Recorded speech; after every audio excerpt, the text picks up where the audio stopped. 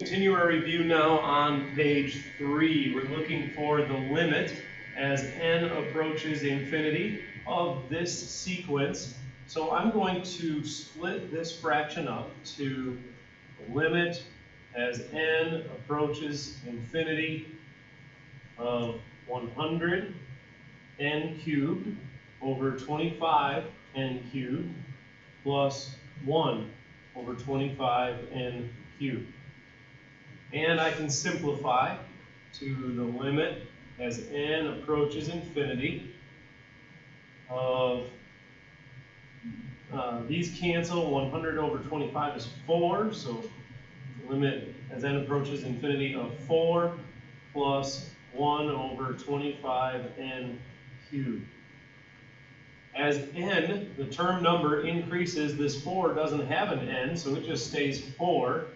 And as n increases, this denominator is going to increase, making the fraction smaller, approaching 0.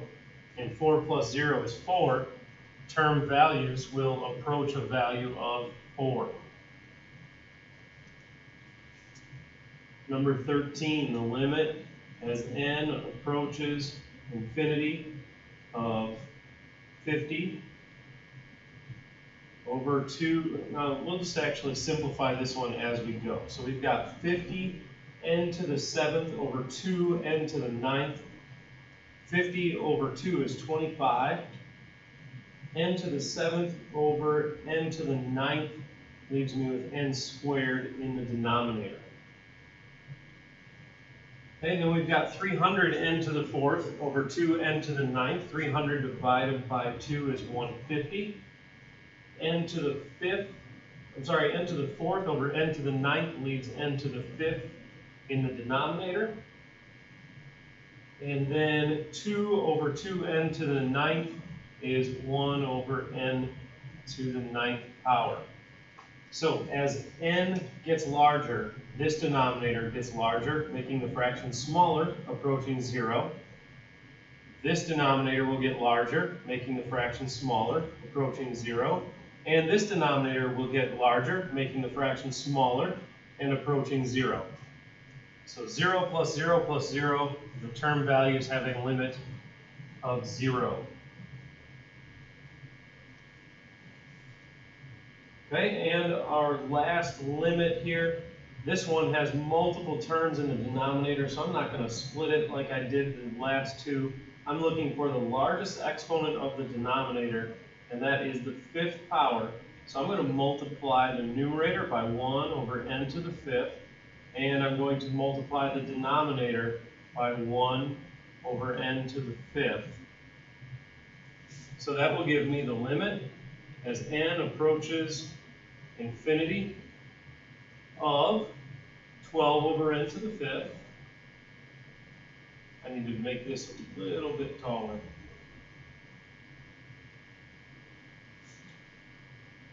12 over n to the 5th. And then n squared over n to the 5th, so that's plus 1 over n cubed. And then 3n to the 5th over n to the 5th is 3, minus 7n over n to the 5th is 7 over n to the 4th. Then the denominator, 27n to the 5th over n to the 5th, that's 27. Minus 13n to the 4th over n to the 5th, 13 over n. Plus 8n cubed over n to the 5th is 8 over n squared. So now I evaluate each individual limit. As n gets larger, this denominator grows, making the fraction smaller, approaching 0. This denominator grows, which means the fraction approaches 0. 3 doesn't have an n, so it stays 3. And this denominator grows, so the fraction approaches 0. The 27 stays 27. This denominator grows, meaning that the fraction approaches 0. And this last denominator grows, meaning the fraction approaches 0. So we get 3 over 27. 3 goes into both one time and 9 times, so the limit is 1/9. Remember that if I had any time when n is in the numerator, then the numerator would grow, so it would approach infinity rather than 0. Write an expression for the nth term. So I need to decide if this is arithmetic or geometric.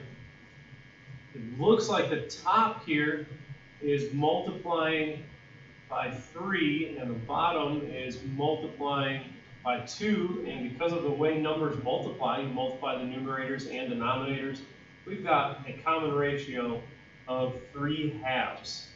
So it is geometric, so a sub n equals the first term times r to the n minus 1 power, and because I can't evaluate that power, I can't multiply. I have to do powers before I multiply, so a sub n equals 5/8 times 3/2 to the n minus 1 power.